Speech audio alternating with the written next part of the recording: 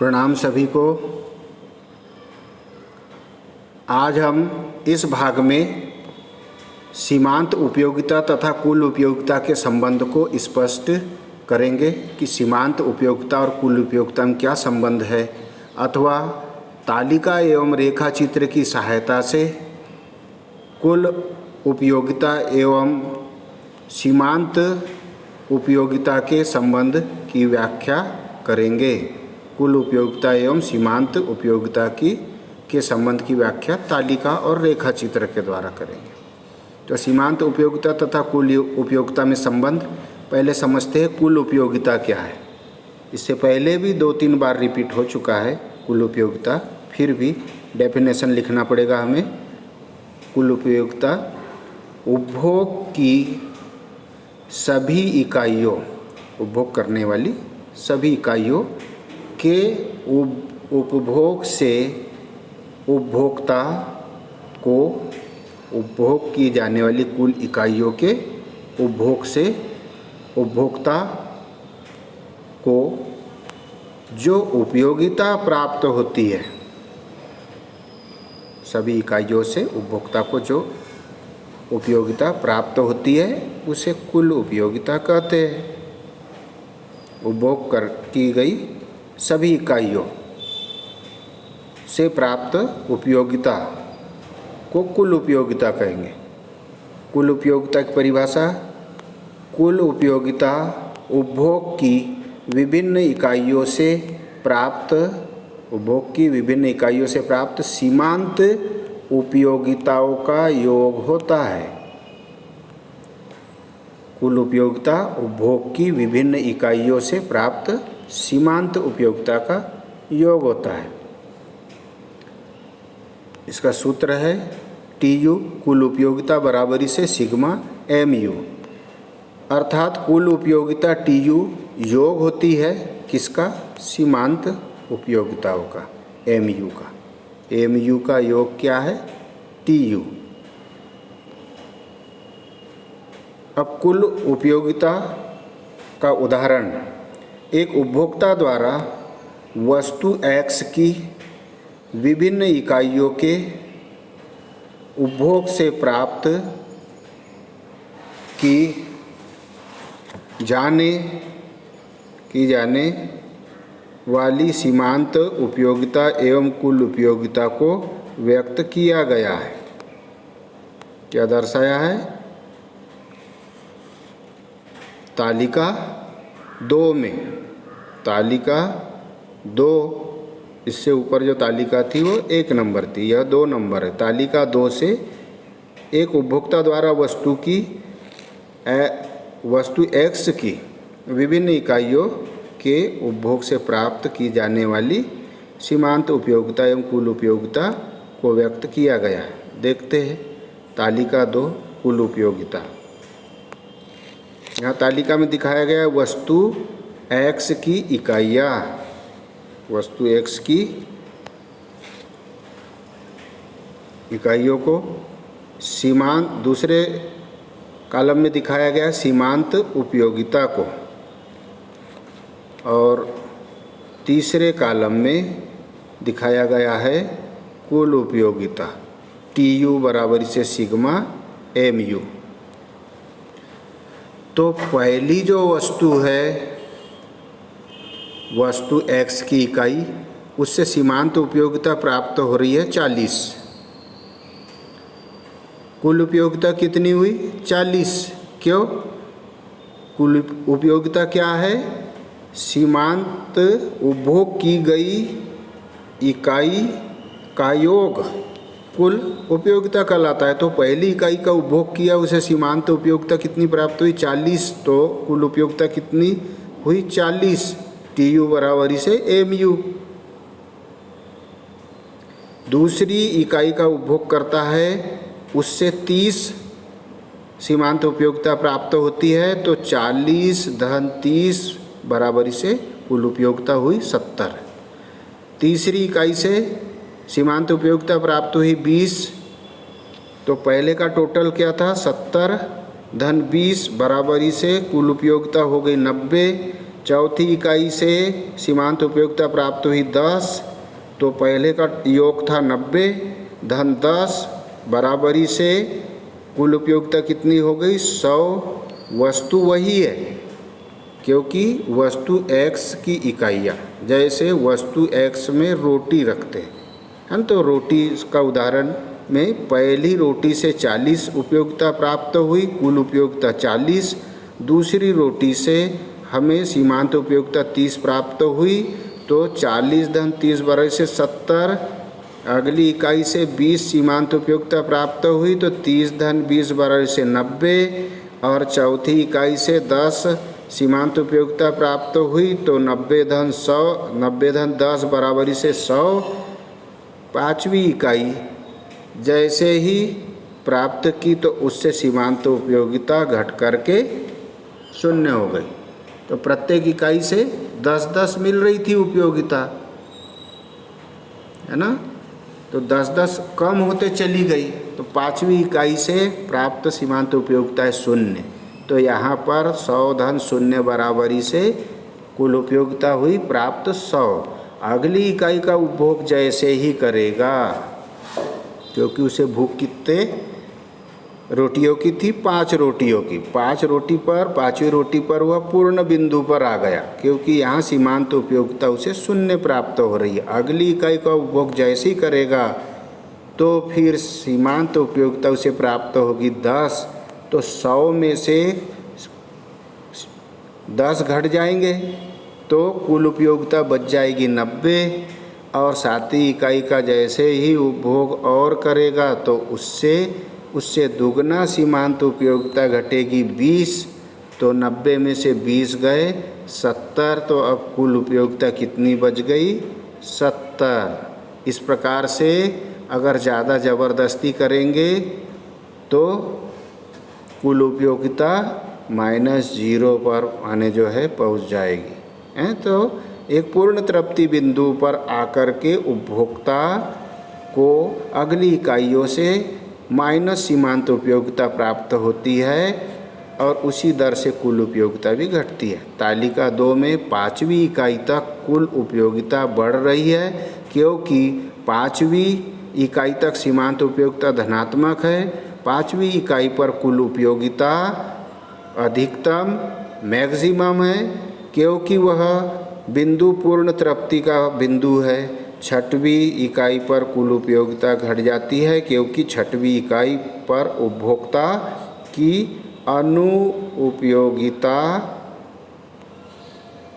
मिल रही है।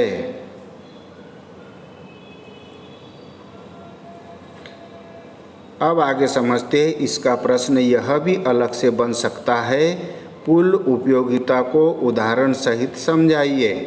सीमांत उपयोगिता एवं कुल उपयोगिता में संबंध, तो इसको समझते हैं। उत्तर, सीमांत उपयोगिता वस्तु की एक अतिरिक्त इकाई से प्राप्त होने वाली उपयोगिता है। वस्तु की एक अतिरिक्त इकाई से प्राप्त होने वाली उपयोगिता क्या कहेंगे, सीमांत उपयोगिता। तथा कुल उपयोगिता उपभोग की विभिन्न इकाइयों से प्राप्त सीमांत उपयोगिता का योग है। समझ गए होंगे। दोनों में संबंध दर्शाने वाले बिंदु है।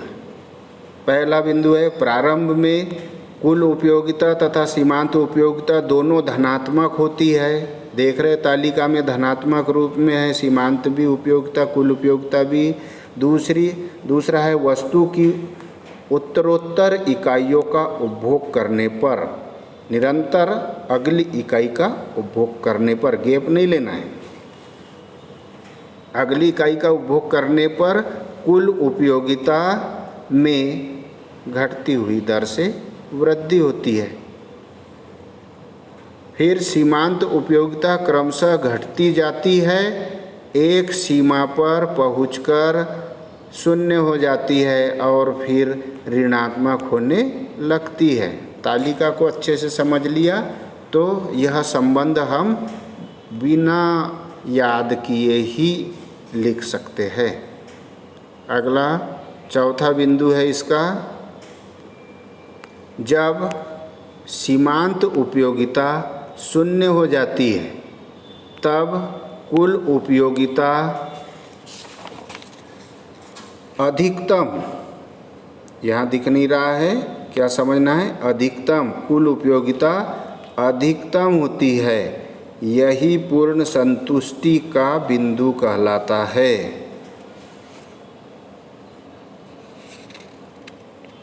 क्या समझे हम?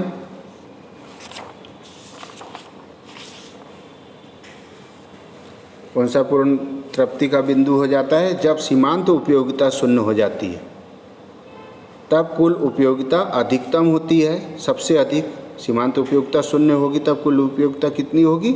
अधिकतम। यही पूर्ण संतुष्टि का बिंदु है। पांचवा,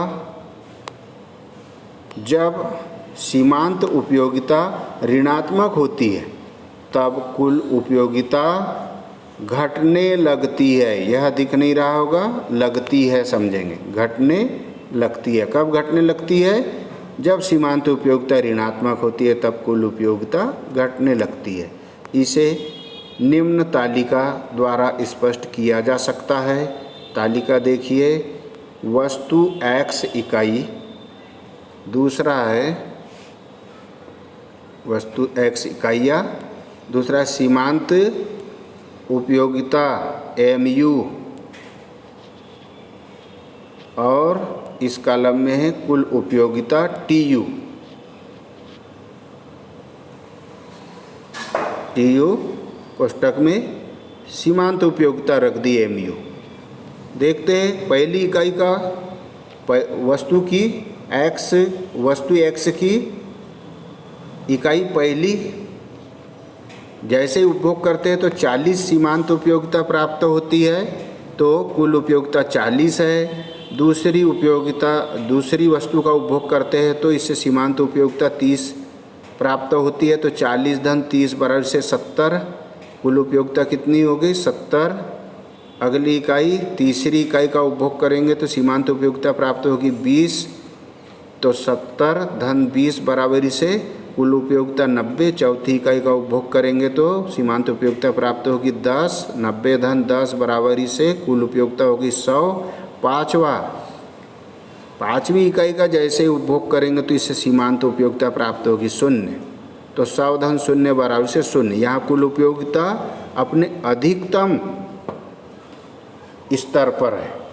अब अगली इकाई, छठवीं इकाई का उपभोग करेंगे तो उससे -10 सीमांत उपयोगिता प्राप्त होगी। उसी प्रकार कुल उपयोगिता 100 में से 10 घट जाएगी तो बच जाएगी कुल उपयोगिता 90।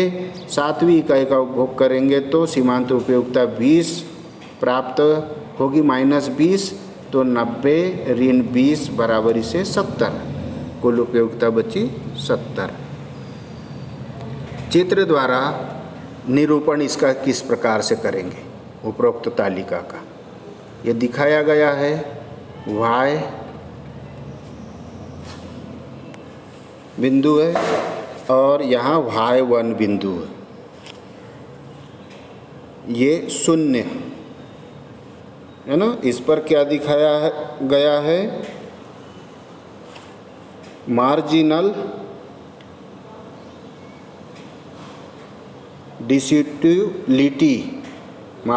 डिस्यूटिलिटी MU सीमांत उपयोगिता बटे TU। तो देखते हैं हम इस पर, यहाँ पर इकाइयाँ दी गई है, पहली इकाई, दूसरी, तीसरी, चौथी, पांचवी इकाई, ये छठवीं इकाई और यहाँ सातवीं इकाई। कौन सी हो गई? ये 1 2 3 4 5 6 7, ये वस्तु x की इकाई। पहली इकाई का उपभोग जैसे ही करते हैं तो यहाँ पर 0 से चलेंगे, कितनी सीमांत उपयोगिता प्राप्त हो रही? 40 है ना। ये पहली इकाई में 40, तो कुल उपयोगिता कितनी हुई? 40।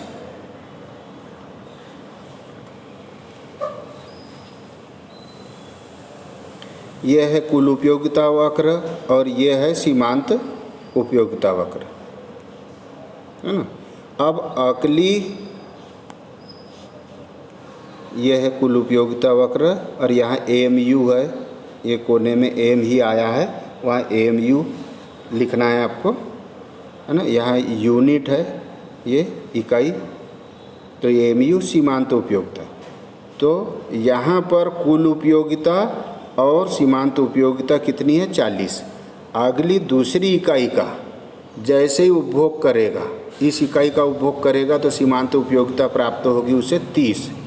ये दूसरी इकाई से सीमांत उपयोगिता 30 प्राप्त हो रही। तो कुल उपयोगिता कितनी प्राप्त हो रही उसे? 70। ये 70। अगली इकाई से जैसे ही तीसरी इकाई का उपभोग करेगा तो सीमांत उपयोगिता प्राप्त होगी उसे, तीसरी इकाई से सीमांत उपयोगिता प्राप्त हो रही है 20। सीमांत उपयोगिता कितनी? 20। तो यहाँ पर कुल उपयोगिता कितनी प्राप्त हो रही उसे? 90। अब चौथी इकाई का उपभोग करेगा तो सीमांत उपयोगिता प्राप्त हो रही है उसे 10। चौथी इकाई पर कितनी? 10। ये 10 है ना। तो यहाँ पर कुल उपयोगिता कितनी हो जाएगी? चौथी इकाई पर 100। ये 100। अब पाँचवीं इकाई का उपभोग जैसे ही करेगा वह, यह है पाँचवीं इकाई, है ना। तो यहाँ पर सीमांत उपयोगिता कहाँ आ गई? 0 पर। कैसे समझ रहे? ये 0, सीमांत उपयोगिता 0 पर आ गई। तो कुल उपयोगिता कहाँ पहुँच गई? 100 पर। अगली इकाई का जैसे ही उपभोग करेगा, छठवीं इकाई का उपभोग करेगा तो सीमांत उपयोगिता क्या प्राप्त हुई? 10। ये 10। कुल उपयोगिता कितनी प्राप्त हो रही? 90। ये आ गई 90 पर। अब अगली इकाई का उपभोग जैसे ही सातवीं इकाई का उपभोग करेगा तो सीमांत उपयोगिता प्राप्त होगी उसे 20। तो यह देख रहे हम सीमांत उपयोगिता प्राप्त हुई उसे 20। तो कुल उपयोगिता कितनी बच गई? 70।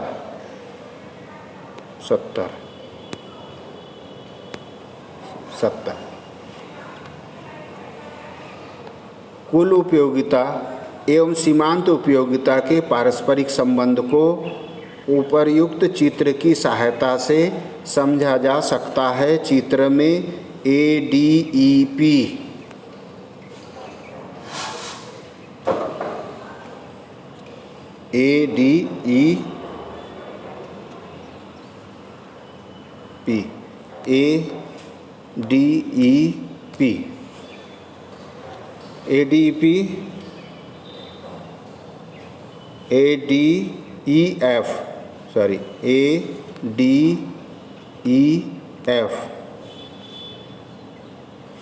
ADEF वक्र कुल उपयोगिता तथा ABC रेखा, ये दिया हुआ है ABC।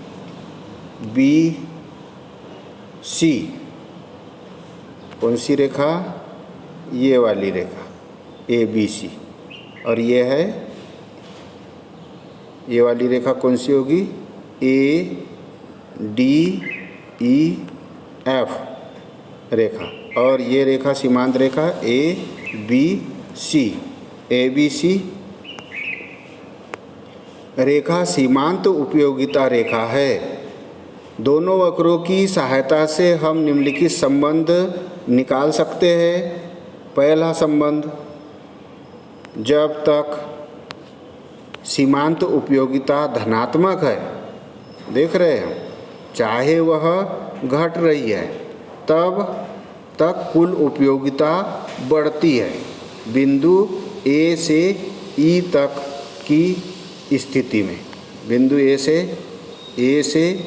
E तक की स्थिति में हम देख रहे हैं कि इधर सीमांत उपयोगिता कम होते जा रही है और कुल उपयोगिता बढ़ रही है ना। यहाँ कुल उपयोगिता बढ़ते हुए क्रम में और यहाँ सीमांत उपयोगिता घटते हुए क्रम में।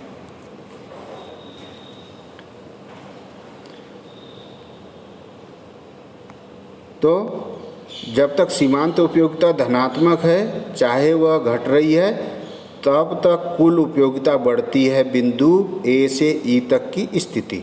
दूसरा, जब सीमांत उपयोगिता शून्य हो जाती है तब कुल उपयोगिता अधिकतम होती है। चित्र में ई तथा बी बिंदु की स्थिति, ए तथा बी बिंदु, ये है ए बिंदु और ये है बी बिंदु, है ना। तब देख रहे हैं हम कि कुल उपयोगिता ये ई बिंदु पर सबसे चरम पर पहुंच गई है। तो दूसरा, जब सीमांत उपयोगिता शून्य हो जाती है तब कुल उपयोगिता अधिकतम होती है ना। चित्र ई तथा बी बिंदु की स्थिति, बिंदु ई उच्चतम बिंदु है तथा बिंदु बी पर उपभोक्ता शून्य उपयोगिता के कारण पूर्ण तृप्त हो जाता है। जब उपभोक्ता ई बिंदु पर पहुंचता है तब देख रहे हैं हम कि पूर्ण तृप्ति बिंदु पर यहाँ पर उपभोक्ता आ गया है। तीसरा, जब सीमांत उपयोगिता ऋणात्मक होती है बिंदु बी से जी तक की स्थिति, जब सीमांत उपयोगिता ऋणात्मक होती है बिंदु बी से जी तक, देख रहे, जैसी ही अगली इकाई का उपभोग करता है वह, तो यहाँ क्या होता है, बिंदु बी से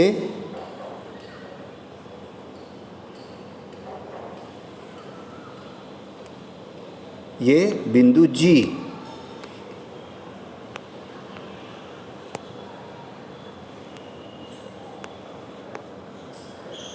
जब सीमांत उपयोगिता ऋणात्मक होती है बिंदु बी से जी तक की स्थिति में, है ना। जैसे जैसे अगली इकाई का उपभोग करते जाता है वैसे वैसे कुल उपयोगिता बढ़ते जाती है, परंतु जिस स्थिति में वह पूर्ण तृप्ति बिंदु पर आ जाता है उस स्थिति में फिर अगली इकाई का उपभोग करता है तो सीमांत उपयोगिता माइनस में प्राप्त होती है। तो कुल उपयोगिता भी हम देख रहे घटते क्रम में आ जाती, माइनस होती है।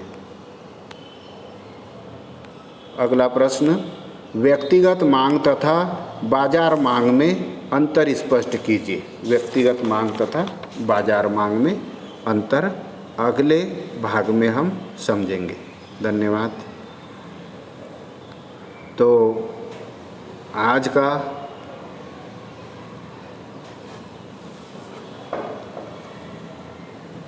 जो गृह कार्य है वह सीमांत उपयोगिता एवं कुल उपयोगिता के संबंध को चित्र द्वारा व्यक्त कीजिए।